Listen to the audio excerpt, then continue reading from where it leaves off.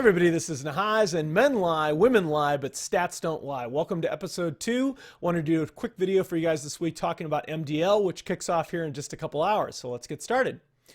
The first issue that we'll talk about is MDL groups. These were announced just the other day.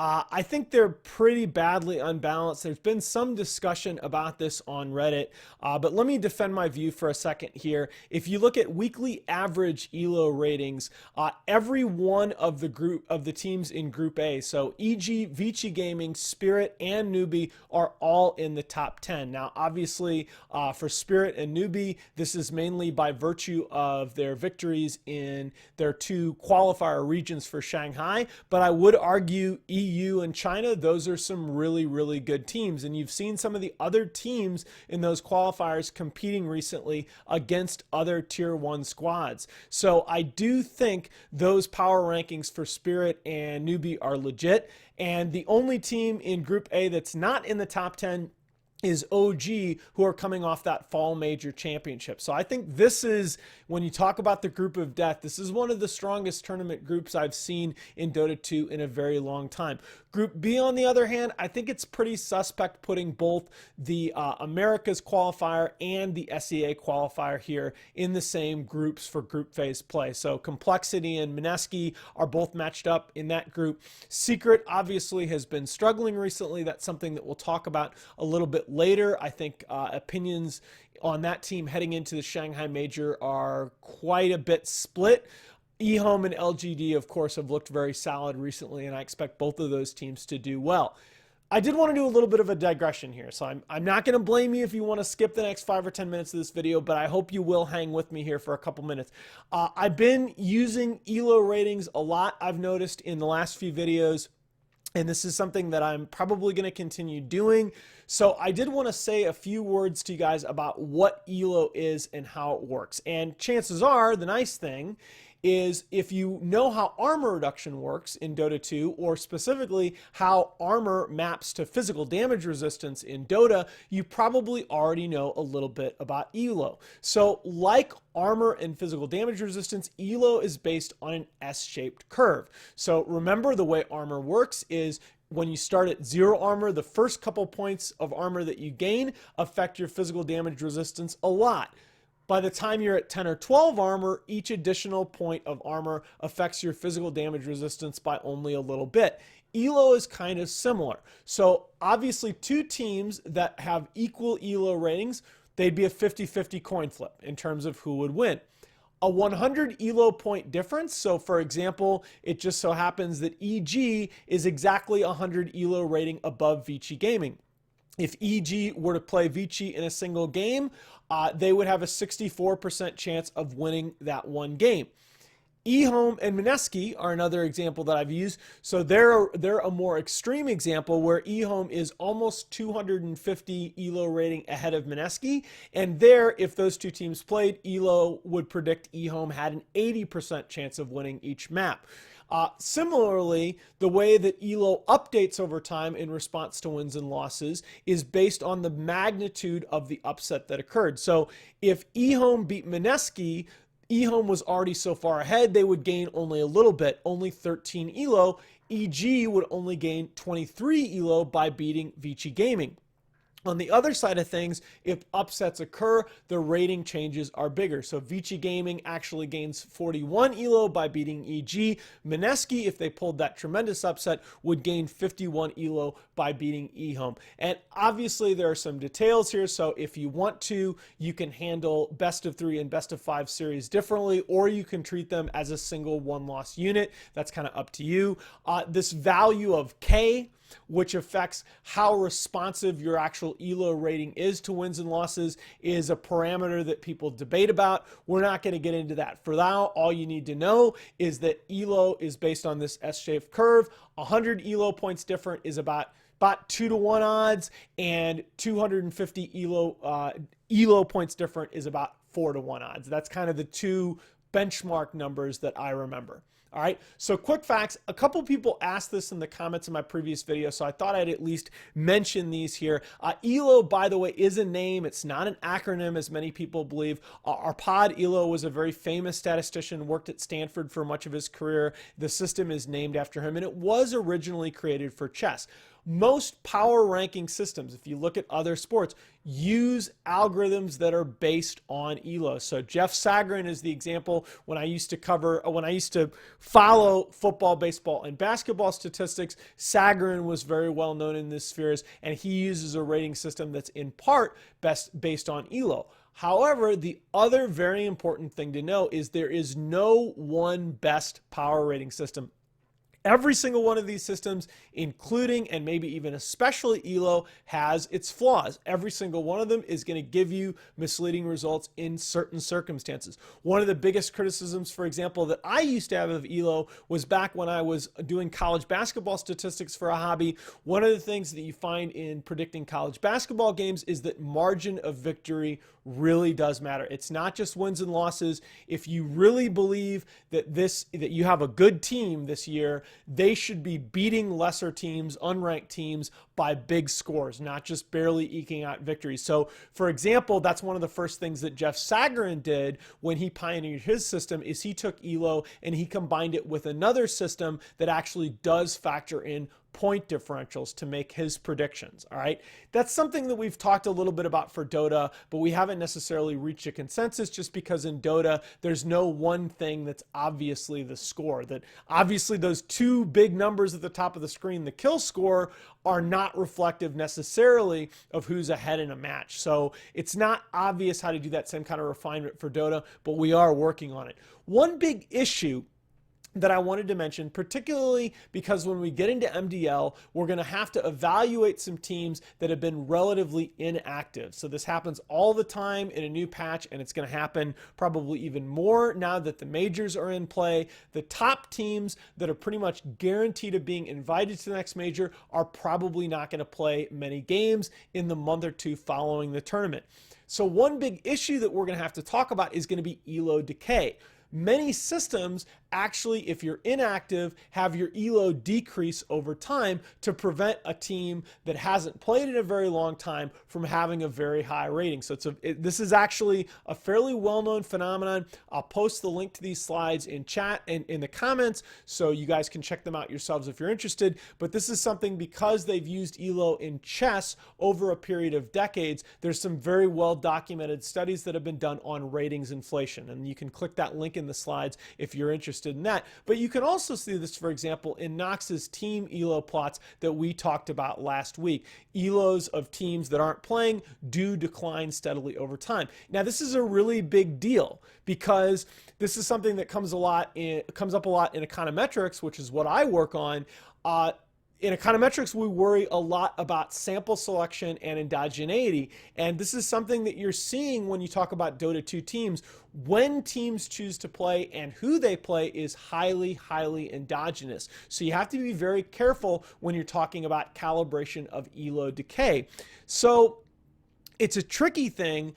I don't want to get into an overly technical discussion with you guys. I just want to give you a couple of examples why this issue might be important. And the first one is actually MMR. This is a discussion that has been brought up a couple times on Reddit, but I wanted to mention it here. So this data is from Yasp.co. It's a utility that a number of people use. It's an opt-in data source where people link it with their Steam, and it allows them to track MMRs over time. And so one of the simplest things that they can do, because MMR data is not made publicly available by Valve, Yasp can look at the players that are reporting to them and can give you things like the average MMR of pub Dota 2 players. Now, obviously, there are some important biases here to do with recording.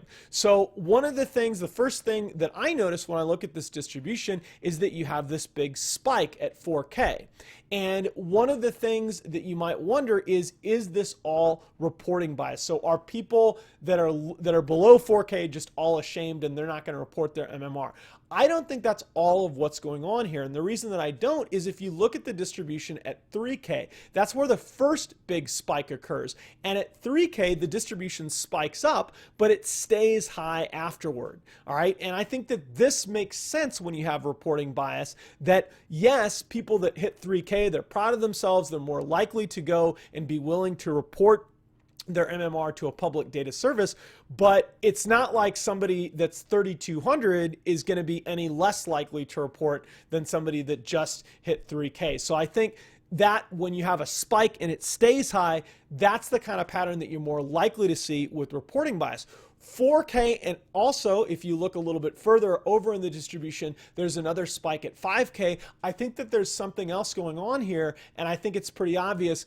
There are a lot of people out there who just hit 4K or 5K and they stop playing. And guys, I'll be honest, I'm one example of that. Now, in my own case, it's not out of vanity. It's actually because, well, I worry a little bit too much what other people think sometimes. And one of the problems that I have is that there are long stretches of the year when I'm busy teaching and I just don't have time to play. And so I log into Dota 2 and I'm thinking to myself, okay, I'm going to go queue solo ranked. Wait a minute, yes, I am a 4K player. I felt confident at that level at one point in time, but I really haven't been able to play Dota 2 regularly for now 2 or 3 months. I don't want to ruin a game for my 9 teammates, so I'm very reluctant to queue solo ranked. I probably shouldn't be, okay? But I think that this is a lot of what's going on, that there's a lot of very specialized rating inflation where people that hit 4K and 5K tend to be more likely anyway to stop playing. And I think that's part of why you see this distribution looking like it is. I actually think it's an interesting side discussion whether Valve should consider implementing some kind of elo decay for public ranked matches. I don't necessarily think it's a clear yes or no question. League, for whatever it's worth, did do this at some point in the past. It was very controversial. I think a lot of people very naturally are going to be very opposed to the idea of potentially seeing their MMR decline if you don't play. At the same time, I actually think it might be a nice way to balance public matchmaking a little bit better and to fight, maybe even in sort of an indirect way, to fight account buying, okay? Because people, my guess is that people who are buying 4K, 5K, 6K accounts are probably sitting on them so that they can show them off to their friends rather than playing a bunch of games and just losing that MMR. But again, that's neither here nor there. This is an important issue, and it's something I think we have to think about when we rate teams, as well as for other reasons. The other thing I wanted to mention to you guys, because I brought up earlier that there are different rating systems out there and they all have their pros and cons, I wanted to show you at least one other example of a rating system applied to Dota 2 teams. And this is Glicko and Glicko 2. They're two sort of related rating schemes that were recently calculated and added to that site by Noxville. The link, it's stats.noxville.co.za. I'll put that in the comments for you guys. This is a good example of two systems that both, I think, have very desirable properties. One of the best things about both of them is that they feature both a rating and a measure of uncertainty. So first off, you get interval ratings rather than just a point prediction, which I think is very nice, because when we rate teams due to a number of issues, there's a lot of uncertainty about certain teams.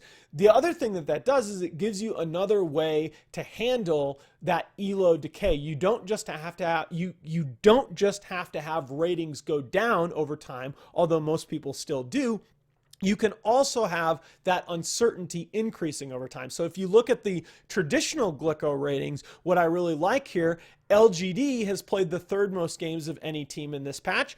OG hasn't played a game in 6 weeks. And you can really see that in the width of those intervals. The rating for those two teams is actually not that different, but the interval for OG is much wider, reflecting the fact that we have a lot of uncertainty due to lack of data. Now, Glicko 2 has that measure of uncertainty, but the problem with any of these rating systems, anytime you improve or you add to ELO, you introduce additional tuning parameters. We mentioned K briefly when we talked about ELO. Here we have more tuning parameters that we have to make decisions about. And although I do think Nox's Glyco 2 ratings give a very sensible rating, a sensible ordering of teams, you don't see the same kind of disparity in uncertainty you do with Glyco 1. And I think that's actually a desirable characteristic. I think OG should have a much wider interval. So this is just, I'm not really trying to argue that these are any better. What I'm trying to sort of present to you guys is that it's very hard to get one system that does all the things that you think are desirable. And we are still working on it. These are still active areas of research. Okay, so just to get off ELO, I've probably bored you guys enough. And again, I'm sorry about that. I am going to try to keep future videos sort of free of equations, but we're going to be using ELO enough. I thought it was justified. I did want to give you guys some quick thoughts on 6.86D. These were some changes that came down in the wake of Starladder. And I think that by and large, these are three very good changes, although the third one maybe not so important. So the big one is that Ether Lens, instead of having Energy Booster, Ring of Health, and Cloak, Ether Lens now has a 550 gold recipe instead of the Cloak and no longer grants that passive 15% magic resistance. I think this is a really good change. So this is a significant nerf to both the final item and the buildup. What we're seeing, of course, in both pro and public matches is you were seeing most supports were building arcane boots, buying that casual cloak, and then disassembling the arcanes for the energy booster as soon as they had the money to buy the Ring of Health, and you get that Ether Lens, which gives you the plus 200 cast range. It gives you a very slight bonus to your spell damage, and it gives you that 15% MR. The thing is, after the hood buff, I don't necessarily think you need another item for Cloak to build into. Both Hood of Defiance and Glimmer Cape I think are still very good items. I still feel like Hood and Pipe are way underbought in both pro and public Dota 2 matches. And the other thing, if you look at the role that the item is supposed to fulfill, that cast range is the single most important aspect of the item. The idea there is to help supports with their positioning, which is the single biggest factor in support survivability.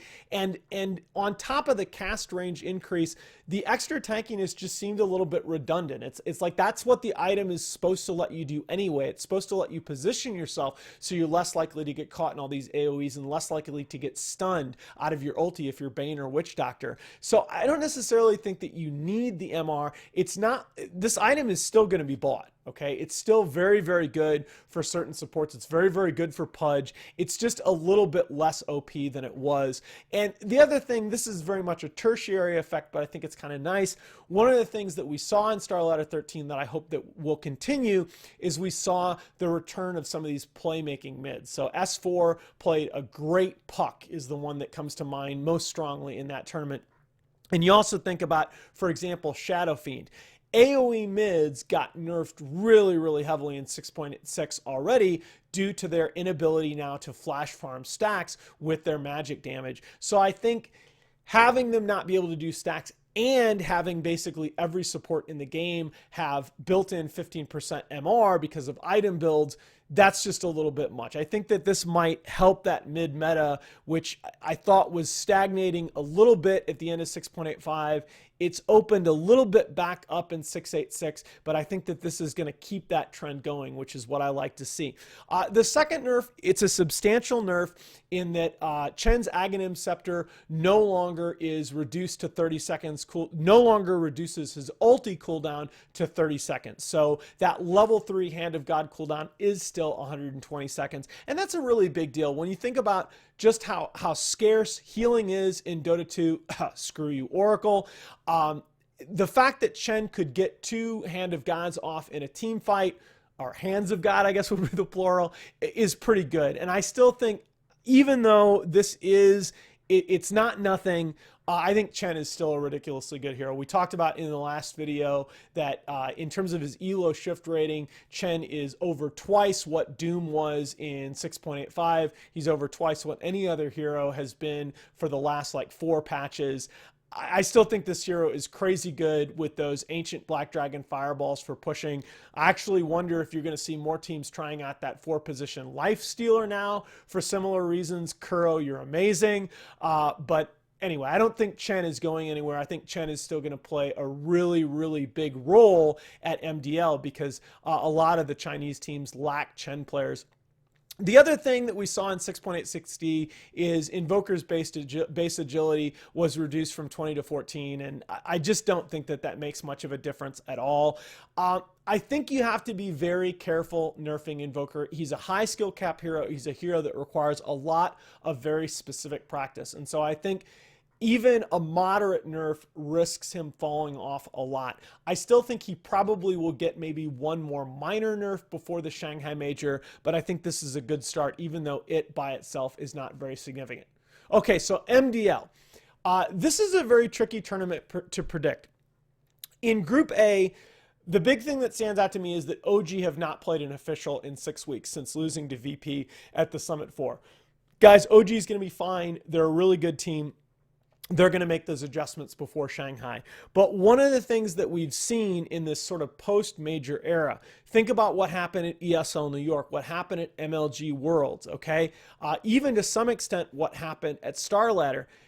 Teams that have played a lot of games, all right, are at a very notable advantage, especially given that the 6.86 meta is a much bigger departure from the previous patch than 6.85 was over 6.84. So I think OG is going to struggle a little bit in this tournament. I still have them in my top 4, maybe top 6 at Shanghai, but I think they're going to struggle to make it out of the groups in this tournament, largely because they were put in the much stronger of the two groups. Newbie, I actually think, is going to finish second behind EG in Group A. They have the number 1 team KAD in 6.86, so kills plus assists divided by death. They're at 4.35 for the patch in 29 games. EG is the only other team that's that close to that. They're at 4.18. So I think they're going to do very well. And I actually think they're going to finish ahead of Vici Gaming in group phase play, similarly to the way that you saw LGD come in and do very, very well at the group stages at StarLadder. LGD and Newbie, of course, are the two teams that won the Shanghai Major qualifier for China. LGD, mention them, they are 27-12 in the current patch. They've played the 3rd most games of any team, and they have the 3rd best win percentage of any team that's played 10 or more games. So I think LGD is going to do very well, and I do think LGD and Newbie are going to finish in the 2nd position in their respective groups. Secret is the team I think most people are questioning here. I said when this team was formed first after TI, I think that their ceiling is really high. They had more early success than I predicted, but they've stumbled a little bit, and their struggles recently remind me a lot of EG after DAC, where people were focusing Sumail not only in the draft but also in the early game. I think people are really picking on Wii in much the same way, and I think Secret really hasn't adjusted their play style like EG did. People underestimate around MLG Columbus last year how much EG really changed their drafting and their laning phase, picking up Shadow Demon, for example, who was completely out of the Western meta at that point, to try and protect Sumail. I haven't really seen Secret do the same things to explicitly try and get Weeha going. And, just as in many other sports, just as in basketball, I think when you have a world-class player, you got to run some plays for him. You got to try and get him going. So I don't necessarily believe that Secret's going to be able to make those changes going into MDL. I think I have them finishing 3rd, mostly by virtue of being in a relatively weak group, but I do have some faith that they're going to be able to make the changes before Shanghai. So when the dust settles, hero-wise, by the way, I decided not to make another slide because I don't want to run too far over. Hero-wise, the two big factors I think you're going to see are going to be Earth Spirit and Chen. So can the Chinese teams play Chen? Because thus far we haven't really seen much of that. And can the Western teams properly use Earth Spirit? Liquid is not at this event, and by and large, Liquid is one of the few Western teams that have been able to use that hero properly. Chinese, on the other hand, there are a lot more Chinese that have Earth Spirit players, and a couple of them are in this tournament right here. So I think those are the two big heroes to watch. When the dust settles, I think this is EG's tournament to win. I think they looked like the best team at the event for much of StarLadder. They had a couple of bad drafts in a best-of-3 grand final there against Alliance, which is the reason they lost. But I really feel like this is their tournament to win, that they want to make a statement here heading into the major. eHome has been relatively quiet of late. They haven't played a lot of games. They did play a major, at least a decent sized regional LAN about a month ago where they beat Vici Gaming and then they beat SeedXU Squad in the final. So I just think eHome is such a veteran team. I absolutely love the way that CTY has made the transition. I felt like CTY was the third best mid at TI5. I was extremely skeptical when they moved him into the safe lane farming role, and he has just proved me wrong in spades. We look at him, and it's funny to me now in retrospect, because not only did I question him moving to the safe lane farming role, but there were a lot of analytical casters who looked at his item builds, moon shards on Animage, and said, what's this guy doing? And now all of a sudden you see other players copying him. So I just think eHome has a little bit too much talent-wise and in the form of veteran leadership. And I just think LGD is playing really good Dota right now. I would not be surprised to see LGD meet EG in the grand finals as well. So I think it's going to be a really great tournament. Guys, the matches start in a couple of hours. Sadly, I will not see you guys at Shanghai, but I'm going to keep doing these videos, and thanks so much for your support. I will talk to you guys soon.